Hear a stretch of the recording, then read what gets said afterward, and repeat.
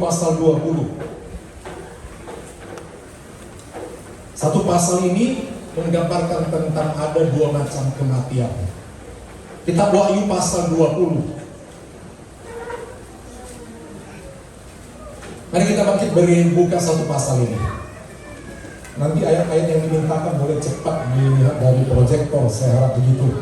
Kita baca pasal 20 ada 15 ayat, saya mulai dari ayat yang pertama. Lalu aku melihat seorang malaikat turun dari sorga memegang anak kunci jurang maut dan suatu rantai besar di tangannya. Ia mengangkat naga si suara tua itu, yaitu iblis dan setan, dan ia mengikat 1000 tahun lamanya. Ia melemparkannya ke dalam jurang maut, lalu menutup jurang maut itu dan memeteraikannya di atasnya, supaya ia jangan lagi menyesatkan bangsa-bangsa sebelum berakhir masa 1000 tahun itu.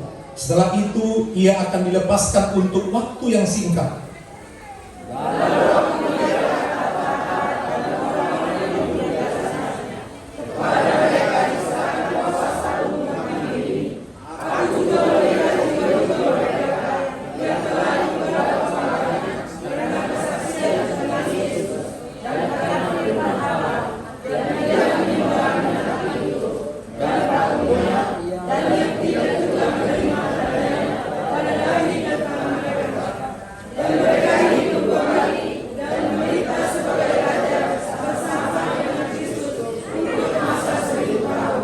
Namun orang-orang mati lainnya tidak hidup kembali sebelum berakhir masa 1000 tahun itu.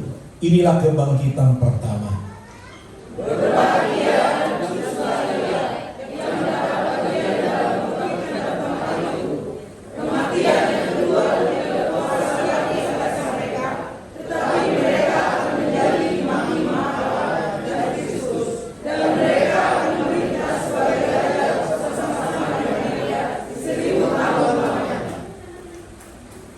Masa 1000 tahun itu berakhir, iblis akan dilepaskan dari penjaranya.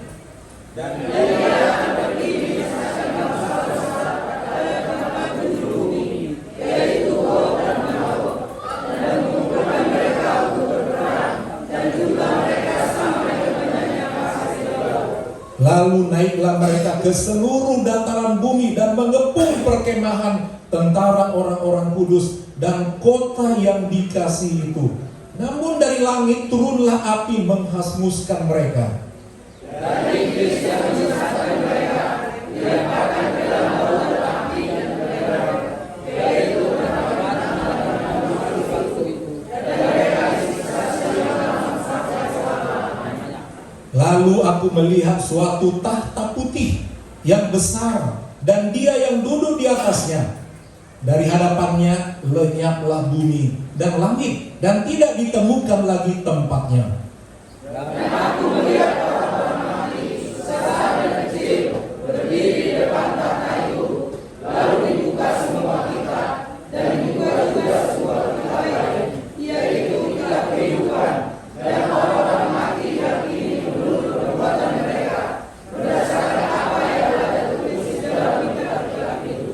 Lalu menyerahkan orang-orang mati yang ada di dalamnya. Maut dan kerajaan maut menyerahkan orang-orang mati yang ada di dalamnya. Mereka dihakimi masing-masing menurut perbuatannya. Lalu maut dan kerajaan maut itu diletakkan dalam lautan api. Itulah kematian yang kedua, lautan api. Setiap orang yang tidak ditemukan namanya tertulis di dalam kitab kehidupan itu dilemparkan ke dalam lautan api itu. Puji Tuhan. Sampai sekian pembacaan firman Tuhan. Yang berbahagia adalah mereka yang belajar firman Tuhan, menerima pengajaran dan melakukannya. Saudara,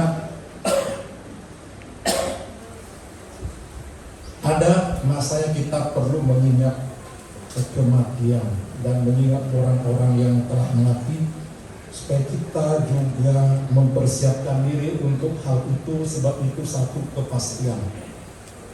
Menjelang akhir tahun selalu ada saja masalah, itu biasa, saudara. Dan berbagai bencana saat ini juga saudara boleh melihat. Jadi perlu kita mengingat bahwa Orang ada waktunya mati. Saudara, semua nanti akan dibangkitkan. Kebangkitan itu ada dua. Kebangkitan yang pertama untuk orang yang sungguh-sungguh percaya kepada Tuhan. Tidak sekedar percaya, pengakuan percaya, tetapi tidak benar-benar dari hatinya dia percaya. Ada banyak orang dikatakan aku percaya, sebenarnya masih ragu dan tidak mengikuti karena sebenarnya tidak percaya. Dalam ucapan bisa dikatakan percaya, tetapi dalam kenyataan di dalam nggak percaya, makanya tidak dijalani. Dan Yakobus berkata bahwa iman atau percaya itu tanpa perbuatan itu adalah kematian. Kita melihat pasal 20 dalam satu penglihatan Rasul Yohanes. Dialah rasul satu-satunya dia diizinkan hidup untuk membuka satu kitab penglihatannya apa yang akan terjadi kelak. Pasal 20 ini menceritakan tentang ada kerajaan 1000 tahun. 1000 tahun ini apakah satu hal yang perlu diduga 1000 tahunnya Masehi atau bagaimana? Tapi ada satu waktu yang cukup lama, 1000 tahun. Dia melihat bahwa dari surga seorang malaikat turun dari surga. Untuk apa dia turun ke bumi ini? Dia diberi perintah. Dia membawa anak kunci. Anak kunci. Tuhan sudah siapkan ada jurang maut. Tempat yang sangat menderita. Dia menangkap si iblis, kemudian dimasukkan ke dalam dan dirantai. Iblis atau setan ditangkap oleh seorang malaikat yang turun dari surga, dijebloskan ke jurang maut, ditutup, dikunci, dan juga dirantai. Lamanya dia dirantai 1000 tahun. Kenapa dirantai? Supaya dia tidak menggoda manusia. Kenapa mesti dirantai? Rupanya ada masa dibangkitkannya orang yang betul-betul Kristen, orang yang betul-betul beriman, yang nantinya namanya dipanggil dimanapun dia berada. Apakah dia meninggal di laut tidak diketemukan, tetapi dipanggil semua datang. Dimanapun dia, diketahui jasadnya atau tidak, panggilan atas nama, dia akan bangkit dan menyatu. Ada tubuh kebangkitan yang baru.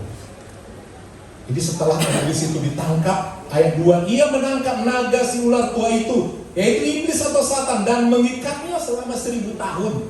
Diikat dulu supaya ada kebangkitan orang. Itu yang disebut dengan pertemuan di udara. Jadi Tuhan Yesus memanggil, bangunlah orang yang sungguh-sungguh percaya. Percaya berarti ikut Tuhan. Ikut Tuhan berbeda dengan tahu Tuhan. Aku percaya Tuhan, tapi benarkah kita mengikuti langkahnya? Itu hal yang berbeda. Kita menjadi follower, artinya memang mengikuti. Ayat 3, ia melempar ke dalam jurang maut, lalu menutup jurang maut itu dan memeteraikannya, artinya tidak mungkin dibuka, disegel. Supaya ia jangan lagi menyesatkan bangsa-bangsa sebelum berakhir masa 1000 tahun itu. Setelah itu ia akan dilepaskan. Habis masa 1000 tahun, dia akan dilepaskan dan kembali menyerang. Tetapi pada waktu itu, orang Kristen udah yang betul-betul jumlahnya sangat banyak. Dari mulai zaman dulu, orang-orang dulu yang telah meninggal di zaman purbakala. Karena mereka belum di surga, baru di Firdaus. Nabi-nabi dulu, rasul-rasul dulu belum di surga. Belum, baru di Firdaus bersama Abraham. Bukankah Abraham juga Nabi perjanjian lama? Mereka beristirahat, dan mereka beristirahat sesuai dengan tempatnya masing-masing perbuatannya. Mereka itu dibangkitkan bersama dengan orang-orang yang terbaru meninggal, asal dia benar-benar anak Tuhan. Dia dibangkitkan dan ada pertemuan di udara dan disingkirkan di satu tempat. 1000 tahun Mereka dikatakan hidup tenang selama 1000 tahun. Lalu aku melihat tahta-tahta dan orang-orang yang duduk di atasnya. Mereka diserahkan kuasa untuk menghakimi dalam 1000 tahun itu. Mereka mendapat upah. Jadi ada tempat-tempatnya. Kalau kita lihat tabernakel baik Allah itu dibagi 3 ruangan, ruang Maha Kudus, ruang kudus, dan halaman. Ruang Maha Kudus tempat anak domba. Di sana ada hadirat Tuhan dan orang lingkaran terdekat para rasul. Di ruang kudus orang-orang juga sucinya. Dan orang yang biasa-biasa saja pun ada levelnya di tempat biasa-biasanya, yaitu halaman. Orang-orang yang percaya dengan levelnya masing-masing tentang iman perbuatannya. Jadi di surga pun ada tingkat-tingkatannya. Tingkat halaman, karena itu tabernakel gambaran rumah atau gereja. Ruang kudus dan ruang Maha Kudus ditentukan oleh perbuatan setelah iman di dalam Tuhan saudara.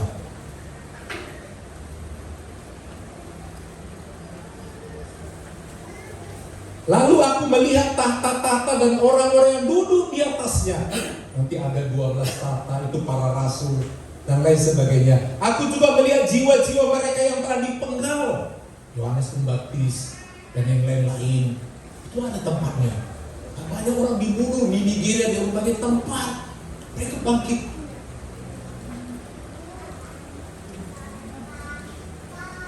Dan karena firman Allah yang tidak menyembah binatang itu, yang tidak menyembah antikristus. Dalam kitab Daniel ada raja yang membuat patung Nebukadnezar. Siapa menyembah akan selamat, siapa yang tidak menyembah akan dihukum, dipenggal. Mereka bangkit. Dan mereka juga yang tidak menerima tanda antikristus. Mereka hidup kembali dan memerintah sebagai raja bersama Kristus untuk masa 1000 tahun. Namun, tetapi, ayat 5, orang-orang mati lainnya, ada kelompok yang lain. Inilah orang-orang yang tidak percaya atau tidak sungguh-sungguh percaya, main-main. Hanya ngomong, tidak mengikuti. Tidak mengikuti. Memang percaya tapi tidak mengikuti. Itu sebabnya lahirnya satu nyanyian, mengikut Yesus keputusanku, terus tetap ku ikut walau sendiriku tak ingkar. Jadi tetap apapun masalah yang dihadapi, tetap menjadi mengikut ajaran Tuhan. Namun orang-orang mati lainnya, itulah orang tidak percaya, tidak sungguh-sungguh, tidak bangkit,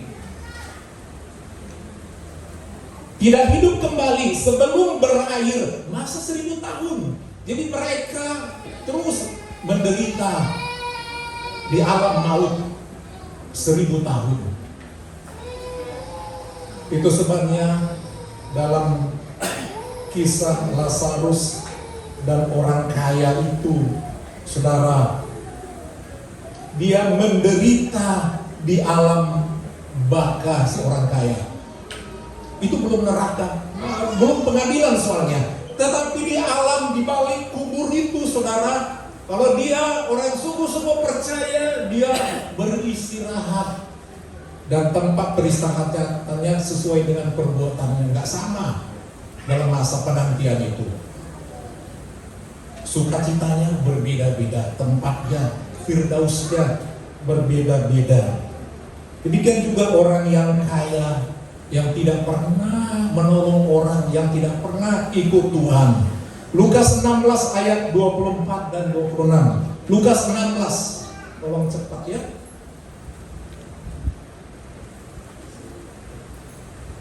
Lalu ia berseru, orang kaya itu, katanya, Bapak Abraham, kasihanilah aku, suruhlah Lazarus supaya ia mencelupkan ujung jarinya ke dalam air dan menyejukkan lidahku, sebab aku sangat kesakitan dalam nyala api. Jadi dia merasa seperti ada api dan dia sangat haus, jadi hidup mereka. Dia berjalan-jalan tapi terus kehausan karena terasa seperti ada api. Tetapi Abraham berkata, ada belas kasihan? Gak ada. Jadi kalau ada kepercayaan Kristen dikatakan masih ada pengampunan setelah mati, masih ada doa, tidak satu ayat pun yang menjelaskan. Dan ada api penyucian, tidak ada sekali masuk, nggak bisa keluar. Ada jurang. Itu sebabnya kekristenan Protestan tidak mendoakan yang telah mati karena tidak ada gunanya, tidak bisa lepas dan tidak didengar.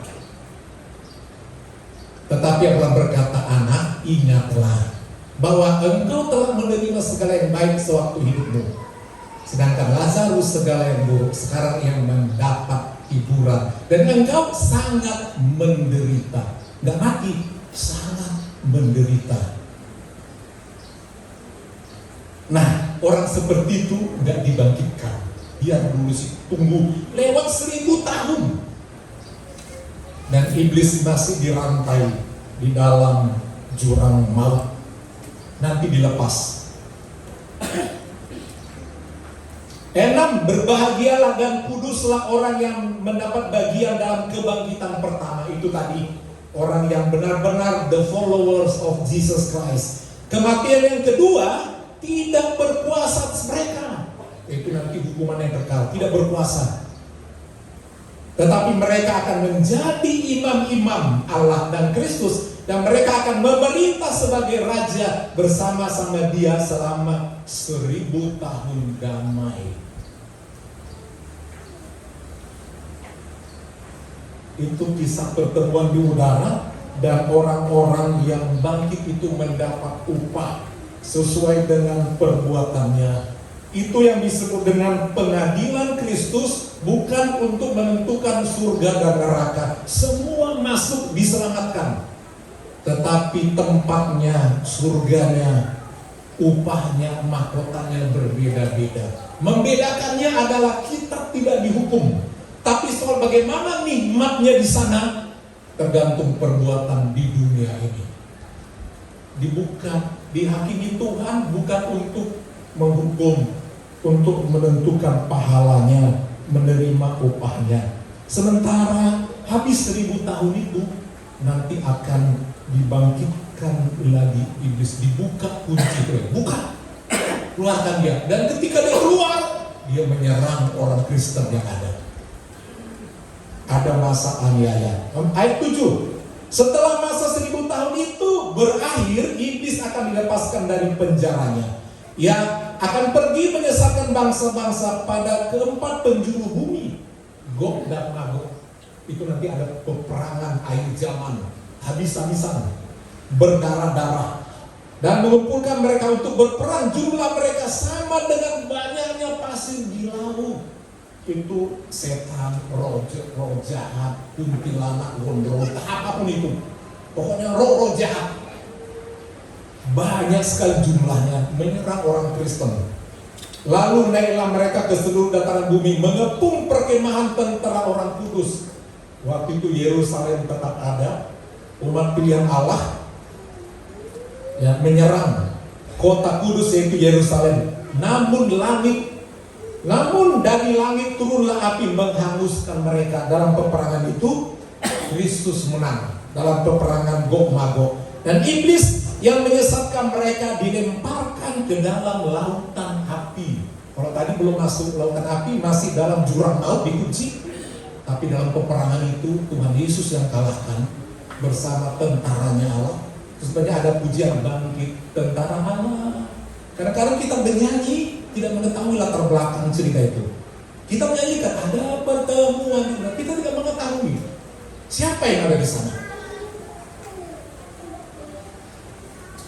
Kita lihat kuncinya sekarang. Ayat 18, dan iblis yang menyesatkan mereka dilemparkan ke dalam lautan api dan belerang, tempat binatang dan nabi-nabi palsu itu. Mereka akan disiksa siang dan malam sampai selama-lamanya. Nah, kita lihat sekarang hukuman yang terakhir bagi yang tadi belum bangkit akan dibangkitkan. Dari zaman dulu, dari zaman purbakala yang menghina, membunuh orang-orang percaya, Orang-orang percaya dalam perjanjian lama adalah orang-orang yang menyembah Yahweh, yaitu seperti Daniel, Sadrak, Mesak. Mereka menyembah Tuhannya Abraham. Tuhannya Abraham itu tetap adalah Allah Tritunggal, cuma mereka baru mengenal Bapa saja. Dan mereka juga adalah orang-orang yang diselamatkan. Mereka mengenal Yesus melalui korban anak domba. Itu gambaran Yesus, karena mereka ada Paskah. Jadi mereka juga adalah percaya kepada Allah Tritunggal itu. Walaupun mereka tidak disebut Kristen, tetapi mereka menjalankan firman Allah. Mereka orang-orang yang diselamatkan. Kita lihat penghakiman yang kedua disebut pengadilan tahta putih. Kalau tadi pengadilan pertama, pengadilan Yesus Kristus, dia langsung melihat, oh ini pelayanannya, dibuka juga kitab-kitabnya, ini perbuatannya dicatat, dan sesuai semua selama kerja kita sekian tahun umur saudara di bumi, dibuka kitab-kitab itu, apa yang saudara kerjakan untuk pekerjaan Tuhan. Ayat 11, lalu aku melihat suatu tahta. Kalau tadi dikatakan ya ada orang-orang yang mendapat memerintah selama 1000 tahun. Lalu aku melihat suatu tahta putih yang besar, dan dia, yaitu Tuhan, yang duduk di atasnya. Dari hadapannya lenyaplah bumi. Ini tinggal masuk ke alam roh ya. Bumi ini lenyap. Lalu dibuka sebuah kitab. Ini kitab kehidupan. Dan dibuka semua kitab. Ini kitab catatan, nanti kita lihat kitab-kitab itu apa saja. Dan dibuka juga sebuah kitab lain yang berbeda daripada 6 atau kitab-kitab yang lain, yaitu kitab kehidupan. Orang-orang mati dihakimi menurut perbuatan mereka, berdasarkan apa yang tertulis di dalam kitab-kitab itu. Kitab-kitab itu artinya di luar kitab kehidupan. Semua kitab, artinya di luar kitab kehidupan, semua kitab-kitab itu dibuka, dicatat semua perbuatan orang yang akan dihukum. Karena Tuhan itu selain kasih, dia adil. Dia tetap menghukum dan memberkati sesuai perbuatan. Sebabnya jangan main-main itu Tuhan. Jangan main-main. Apa yang kita perbuat itu yang kita dapat. Bukan soal tabur tuai. Tabur tuai itu berbeda. Tabur tuai secara dunia, kalau kita dapat, kita beri, kita akan dapat. Kita tidak beri, kita tidak dapat. Kita berbuat baik, akan dapat kebaikan. Lebih banyak berbuat baik, akan lebih banyak kita dapat.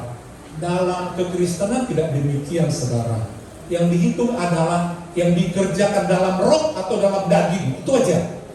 Apakah kita bekerja dalam roh atau mengikut daging? Sebab cara dunia menghakimi adalah berapa banyak yang dia perbuat, diukur yang baik dengan berapa banyak yang buruk yang dia kerjakan. Kalau lebih banyak yang baik untuk hukum dunia, bukan Alkitab, dia akan masuk surga. Kalau lebih sedikit, lebih banyak yang jahat yang dia kerjakan, dia masuk neraka. Tidak seperti itu. Tidak.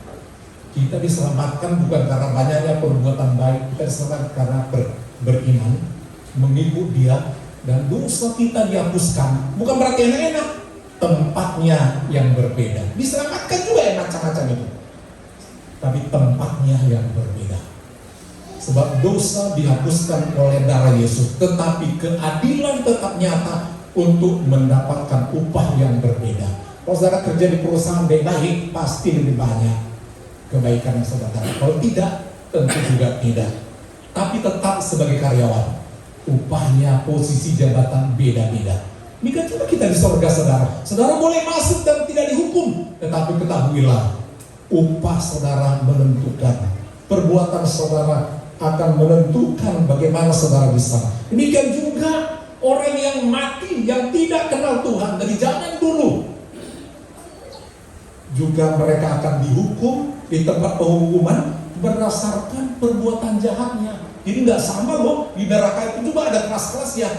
Oh, ini jahat sekali. Waduh, sekian kali deritanya. Oh, ini dia yang banyak berbuat amal seperti agama-agama lain berbuat amal. Masuk juga dalam penghukuman, tapi mungkin dia karena baik sekali, tetap juga menderita. Kita disuruh rokok aja kalau dijerit, tetap menderita. Cuman kelasnya berbeda-beda. Itulah keadilan Tuhan. Jadi dikatakan, aku melihat orang-orang mati besar dan kecil, siapa saja tidak peduli, berdiri di depan tahta itu, lalu dibuka semua kitab dan dibuka juga sebuah kitab lain, yaitu kitab kehidupan. Orang-orang mati dihakimi menurut perbuatan mereka berdasarkan apa yang tertulis dalam kitab-kitab tadi. Lalu menyerahkan orang-orang mati yang ada di dalamnya. Dalam mana itu? Maut dan kerajaan maut menyerahkan orang-orang mati yang di dalamnya. Dia mati di jalan tol, itu kan maut. Dia serahkan. Kalau udah lenyap, bangkainya udah dimakan hewan, itu diserahkan balik. Kalau mati dia diserahkan oleh laut itu. Di mana dia maut, diserahkan. Kembali bangkit. Yang ada di dalamnya, di mana dia tewas. Mereka dihakimi masing-masing menurut perbuatannya. 14. Kemudian maut dan kerajaan maut itu dilemparkan. Maut artinya yang membuat kita maut. Iblis adalah pembunuh, pencuri, membinasakan, jadi tangkap. Dan kerajaan maut, kerajaan iblis itu dihancurkan.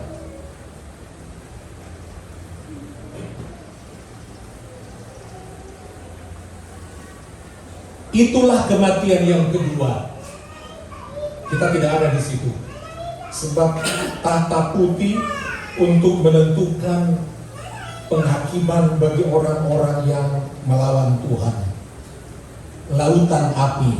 Setiap orang yang tidak ditemukan namanya tertulis dalam kitab kehidupan itu dilemparkan dalam lautan api.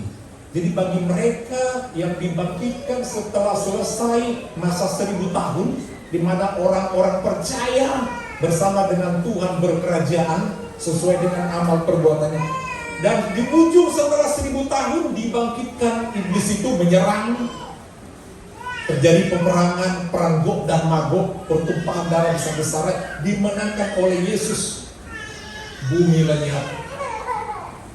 Sebab akan ada nanti bumi yang baru, langit yang baru, tempat tinggal kita, Yerusalem baru, diganti yang lama yang sekarang itu.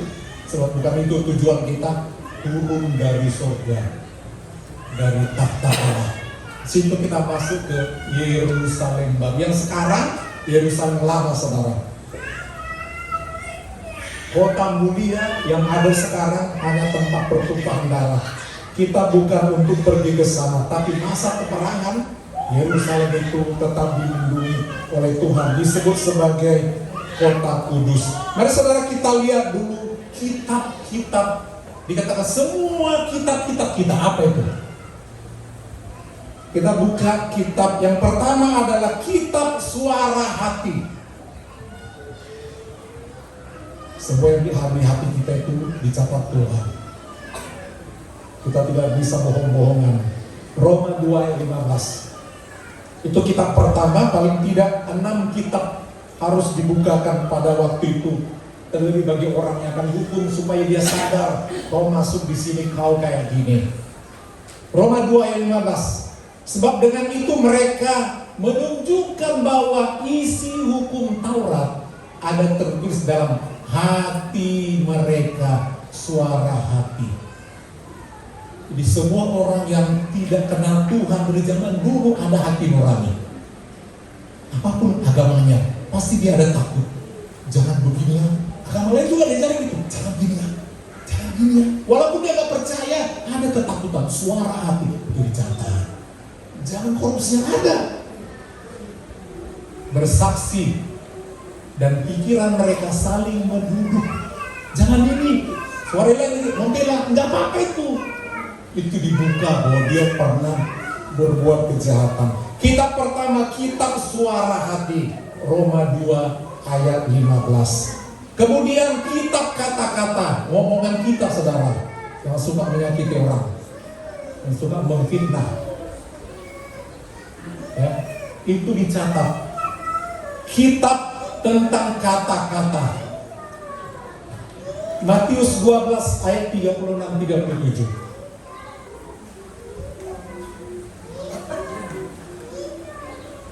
Tetapi aku berkata kepadamu, kata Tuhan Yesus ya, setiap kata sia-sia yang diucapkan orang harus dipertanggungjawabkannya pada hari penghakiman. Jadi bisa macam-macam ngomongan itu Tuhan catat. Banyak orang bunuh diri, bahkan membunuh karena sakit hati. Ada yang mendapat perlakuan di sekolah, ada kan seperti itu. Oh, semua mengejek dia. Oh, bunuh. Oh, terjadi. Jadi hati-hati orang menjadi nakal karena ucapan saudara. Itu kitab berisi tentang kata-kata kita. Yang ketiga, kitab perbuatan yang tersembunyi. Perbuatan yang tersembunyi. Roma 2 ayat 16. Roma 2 ayat 16.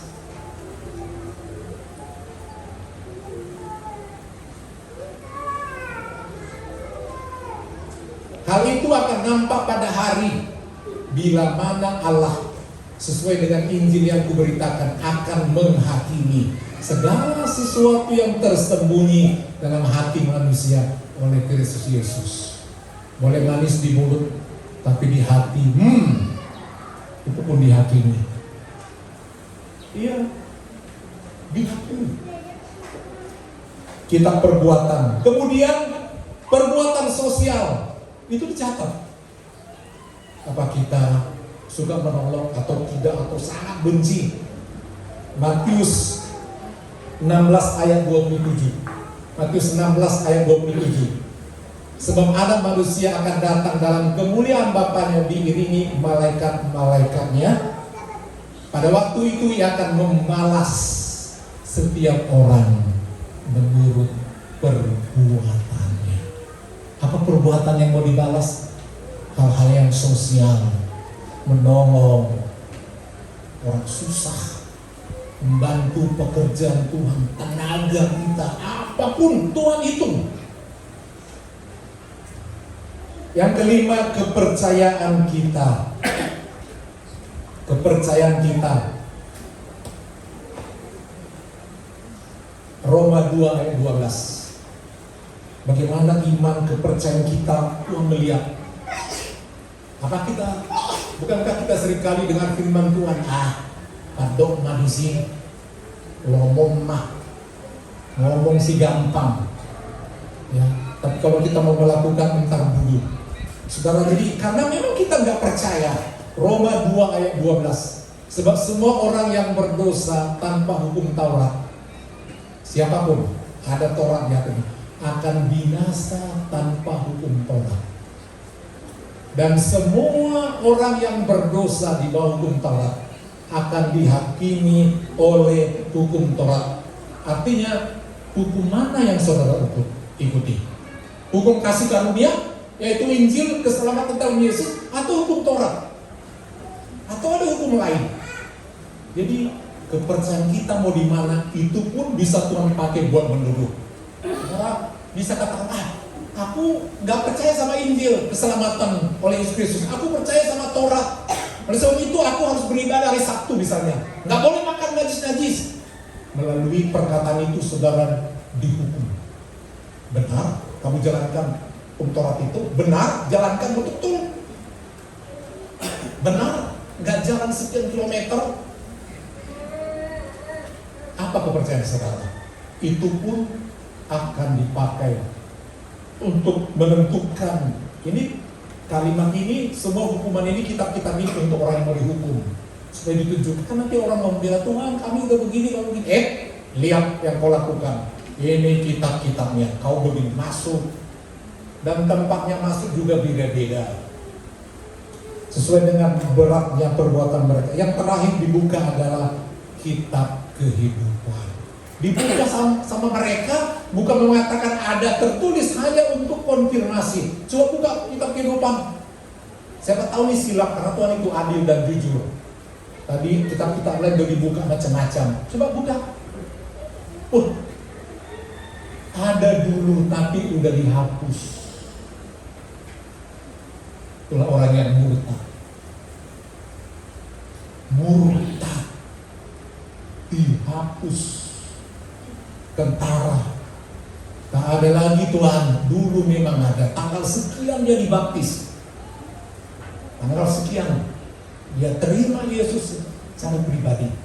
Tapi dia tinggalkan Tuhan. Dan setelah itu dia gak tobat-tobat lagi Tuhan.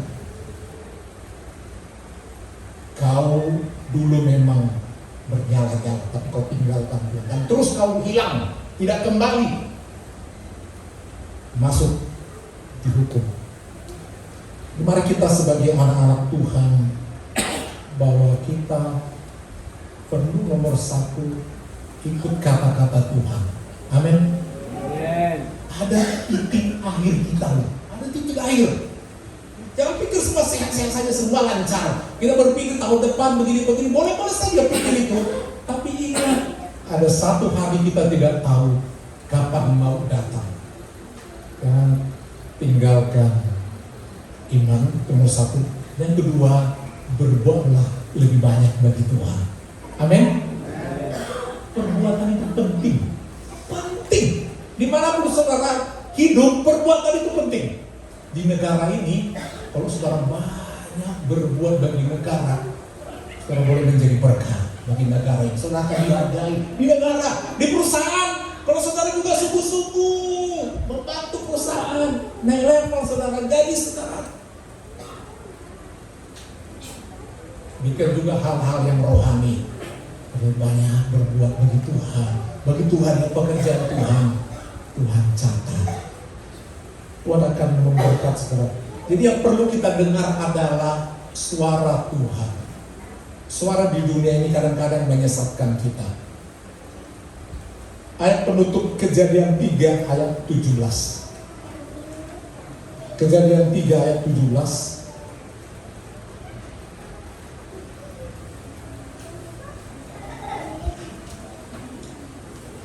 Lalu firman-Nya kepada manusia itu. Artinya kata manusia adalah Adam. Karena engkau mendengarkan perkataan istrimu. Hati-hati mendengar perkataan orang yang menyesatkan. Kadang orang yang terdekat.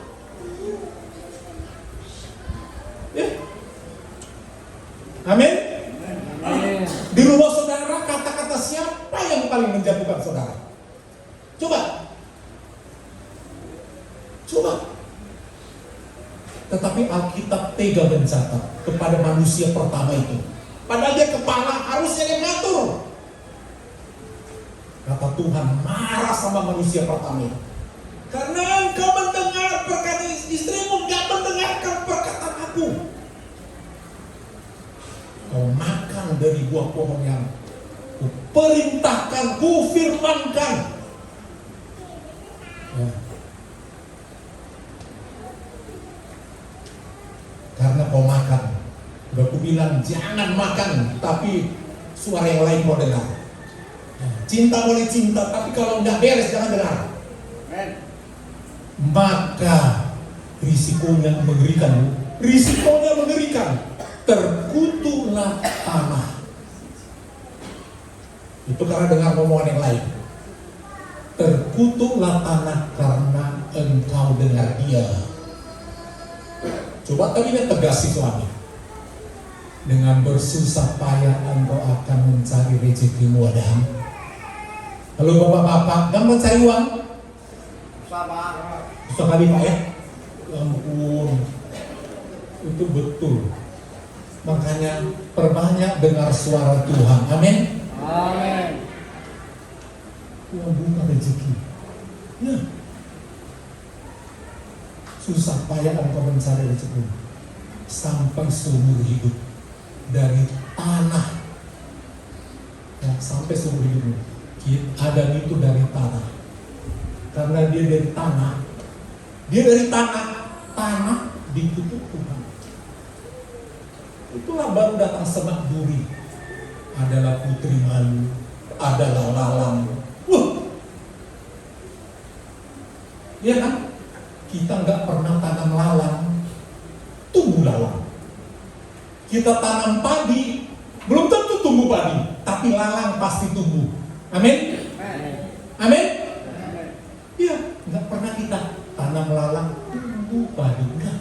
Tapi kalau kita tanam padi, tumbuh lalang nggak? Emoji. Kemarin Bapak Kepala coba bersih-bersih, tapi nggak mampu juga. Itu sedikit lagi kalau boleh ada. Ya, udah mulai datang ulang di situ saudara. Enggak kita datang sih, enggak kita undang datang dia. Karena tanah dikutuk. Karena Adam tak dengar firman Tuhan, dengar ngomong kekasih jiwanya, kekasih hatinya. Dan susah payah sampai kita tutup mata, sampai bongkok. Kita susah cari rezeki. Apa hukumannya bagi yang nyonya-nyonya? Apa kata kita? Susah melahirkan. Susah melahirkannya. Repot. Dari mulai pertama repot. Repot. Aduh kurang ini. Macam lah, kompon lah, kurang ini. Udah janin. Kurang vitamin. Macam. Amin. Dengar firman Tuhan. Didik anak-anak kita jangan jauh dari Tuhan. Ini sudah mau Natal. Halo, udah mau Natal. Amin.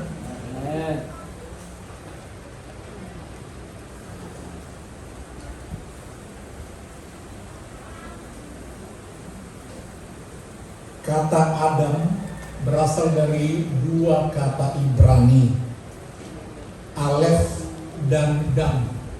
Bahasa aslinya ya. Alef berasal dari kata Elohim, yaitu Tuhan Allah.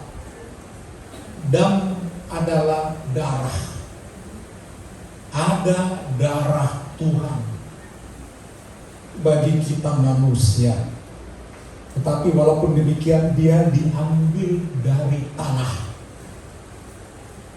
Jadi di dalam nama Adam ada di situ Allah. Tetapi di kata yang lain juga Adam juga artinya adalah tanah. Kalau disatukan Adam artinya tanah. Tapi kalau dipotong kata itu berasal dari dua suku kata, yaitu darah. Sebab tanah tanpa darah, di dalam darah ada nyawa. Jadi tanah itu daging ini mesti ada darahnya. Dan kehidupan itu dari Tuhan. Itu sebabnya Alef, tanah itu ditiupi oleh Roh Allah sehingga ada nyawa, adalah darahnya. Tetapi aslinya tanpa ditiup Allah Elohim, dia adalah tanah. Dan ketika nyawa itu diambil, habislah darah kita, tinggallah tanah. Kembalilah manusia itu ke tanah, saudara kasih. Jadi arti Adam adalah tanah. Kita ini hanya tanah. Tanah tidak tempatnya di atas saudara. Tanah tempatnya selalu di mana? Di bawah, diinjak dan hina dan rapuh, saudara yang kasih. Jadi marilah kita selalu datang sama Tuhan, mendengar suaranya. Buatlah lebih yang indah bagi Tuhan, sehingga saat kita nanti bertemu, gak jauh-jauh kita bisa jumpanya. Amin. Semua kita akan berjumpa, ya. Tetapi perbuatan kita menentukan indahnya kita di surga itu sendiri. Mari kita bangkit berdiri, saudara.